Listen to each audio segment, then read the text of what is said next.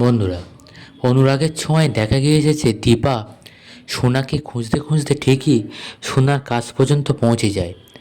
এরপর সোনা দীপাকে দেখতে পেয়ে লুকোয় এবং দৌড়াতে গেলে দেখা যায় সোনাকে তাড়া করে রুটি। তবে ছদ্মবেশে থাকে, মুখে রং মেখেও থাকে, তাই সোনা চিনতে পারে না।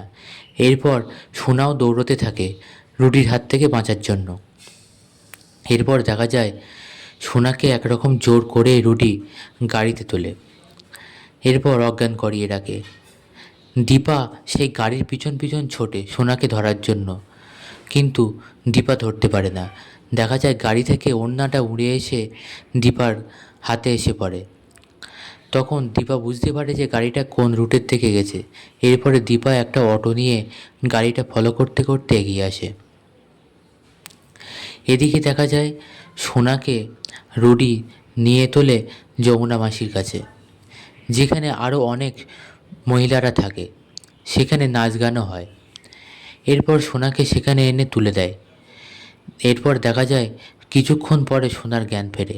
তারপর সোনা চারিদিকে তাকাতে থাকে আর চারিদিককার পরিবেশ দেখে অবাক হয়ে যায় আর বলে, বাবা কোথায়, আমি এখানে কি করে, আমি এখান থেকে বাড়ি যেতে চাই। এরপর তখন আরও অন্য মহিলারা সোনাকে টিটকিরি করে। তখন সোনা যমুনা মাসির কাছে যায় আর বলে, আমাকে প্লিজ ছেড়ে দিন, আমি বাড়ি যেতে চাই। তখন যমুনা মাসি বলে, আরে বেটি, তোকে কেউ এখানে জোর করবে না। তোর যদি ইচ্ছে না হয় এসবে, তাহলে তুই করবি না। তোর যখন ইচ্ছে করবে তখন তুই করবি, তোকে কেউ জোর করবে না। তবে তুই যদি বাবাকে পেতে চাস তাহলে আমাদের কথা শুনতে হবে, দেখ এখন তোর ইচ্ছা। এরপর সোনাকে ভিতরে নিয়ে যায় অন্য মহিলারা জোর করে। দীপা সোনাকে খুঁজতে খুঁজতে ঠিক সেই জায়গায় পৌঁছে যায়।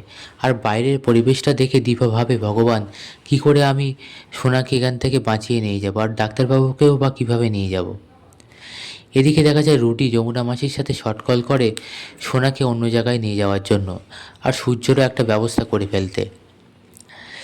দীপা এমন সময় ঘরের ভিতরে আসে, রুটি সেই সময় সেখানে ছিল না। তখন দীপাকে দেখে যমুনা মাসি অবাক হয়, বলে, তো কে? তখন দীপা বলে, আমার একটা কাজের দরকার মাসি। তখন অন্য মহিলারাও বলে, হ্যাঁ, এখানে অন্য অন্য সব মেয়েরা যে কারণে আসে, ইনিও নিশ্চয়ই তাই কাজের জন্য এসছে। তখন দীপা বলে, হ্যাঁ, আমার কাজের দরকার। আর এদিকে ওদিকে দেখতে থাকে। তখন যমুনা মাসি বলে, কি খুঁজছিস? তখন দীপা বলে, না কিছু না। এরপরে দীপা বলে যে, আমার খুব খিদে পেয়েছে, তা হাত পা ধোবো, কোথায় এদিকে টয়লেটটা? তখন যমুনা মাসি ইশারা করে ওই দিকটায়।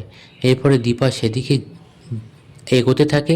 পিছন দিক থেকে রুটি এসে যায়, আর রুটির গলাও শুনতে পায় দীপা। বলে, এটা রুটির গলা না? তবে পিছন ফিরে তাকায় না। এদিকে রুটি যমুনা মাসির সঙ্গে কথা বলতে বলতে দীপার পিছন দিকটা দেখতে পায় আর বলে, ইনি কে? এরপরে দেখা যায় যে আস্তে আস্তে এগোতে থাকে রুটি দীপার দিকে। তবে দীপা ঠিক করে দেয়, না, আমাকে এখন ধরা পড়লে চলবে না।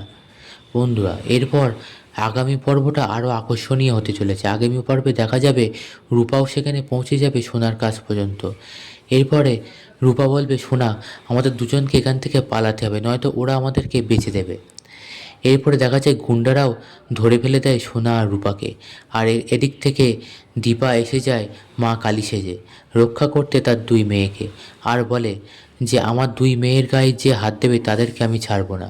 বন্ধুরা, পরবর্তী ডিটেলস পেতে অবশ্যই আমাদের সঙ্গে থাকুন আর চ্যানেলটি সাবস্ক্রাইব করে রাখুন।